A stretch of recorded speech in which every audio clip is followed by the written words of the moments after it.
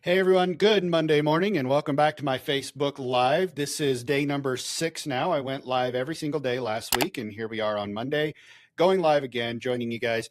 Thank you for joining me. If you're joining me live, give me a hashtag live down below. And if you're watching this on replay, give me a hashtag replay.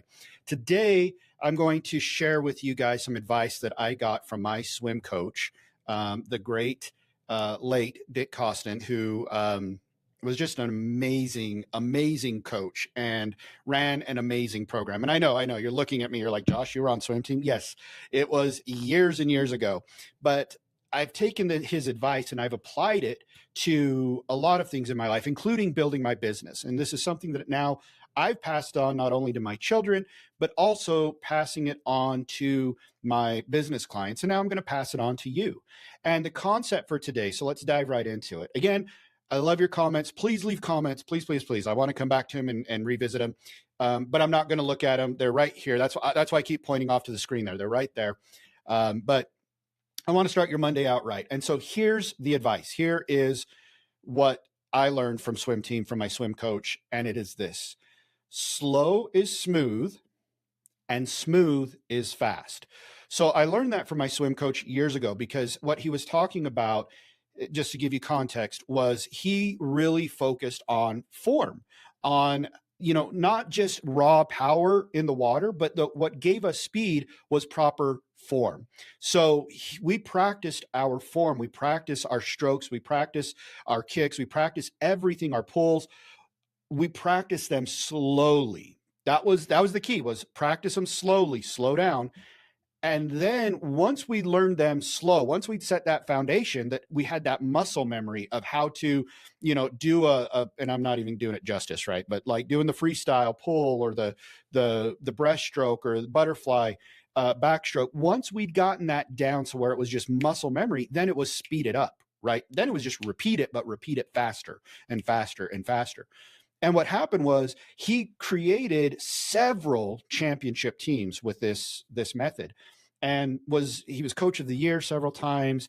And so I've taken this lesson. Now, my daughter is, she's on swim team now, and she loves it. And I keep telling her that focus on your form first. Don't focus on raw power, on speed. The speed will come if you have the proper form, because it's about cutting through that water, right? If you have the proper form, not only do you have the power that you're giving it, the raw power, but you have the added benefit of being smooth, of cutting down resistance in the water. So we can apply this to your business. All right. A lot of times we get into things and we sign up for ClickFunnels or Go High Level, whatever. And let's build a funnel. Let's put a course out. And it's like this, right?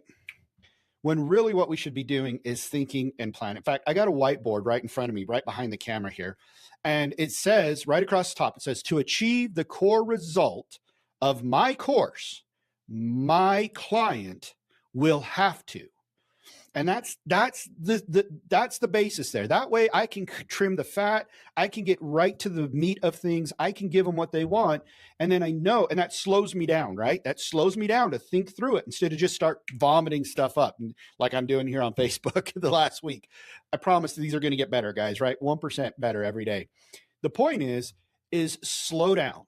Slow down so that you get smooth. Once things are running smoothly in your business, once you've set that foundation, things will run smoothly. Once that foundation is set, then things will start happening naturally at a higher rate, a higher pace, a faster pace. So that's what my swim coach taught me, was that slow is smooth and smooth is fast. Again, I'm looking at my notes down here. And we have to set up a strong foundation, and that takes time. It does take time. But if we're willing to slow down for a little bit, if we're willing to take a couple extra months, if we're willing to really get the muscle memory of how to copyright and how to set up emails and funnels and how to do all of these things so that it just becomes automatic in the back of our minds, now we're moving into automation, and that speeds things up. Not only automation, but with technology, but just automation of our brain and our daily acts, our daily habits of what we're doing in our business. So you have to understand, you don't want to try to run before you walk. And you certainly don't want to try to swim before you learn how to walk or crawl or any of those things. I mean, maybe you do. I don't know. Maybe that's a bad analogy, because I learned how to swim before I learned how to walk growing up in California. But The point is things need to be done in order, and in your business, things need to be done in order. So as much as we want, here's the thing.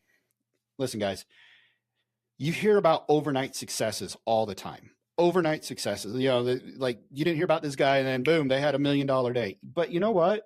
When you really go back and look at their story, for example, Russell Brunson, you talk about Russell Brunson. When you go back and look at his story, he was not an overnight success. ClickFunnels seems like an overnight success. He seems like that. But he'd been doing it for years, and he'd been studying. He'd been going slow. He'd been studying Dan Kennedy. He'd been studying, Wayne Dwyer, all of these guys that are helping him with his mindset, helping him with marketing, helping, Frank Kern and Dean Graziosi and Tony Robbins. He's studying all of these guys. And, that's the thing. I mean, I've been studying for years, and I'm nowhere close to Russell Brunson. But the point is this, is that if you want a successful legacy business, a business that is going to last through the ages, that's going to beat recessions, and you want a business that people will come to you because they know you for that one thing, then you've got to set the proper foundation. And that's going to take a little bit of time. Okay. It's going to take some humility to admit that I need to learn. It's going to take humility saying, I need to hire somebody. Maybe I need to hire Josh. Maybe I need to invest in Russell Brunson's courses or Dean Graziosi's courses. Maybe I need to hire another coach. I have several coaches. I have a YouTube coach. I have a marketing coach. Dean Graziosi is my marketing mentor. He's the guy that he's just brilliant at it, and so Brendan Burchard is also a part of that mastermind. And holy cow, I call him my branding coach. The last couple of times we've met, he's talked about branding, and man, my mind was just blown.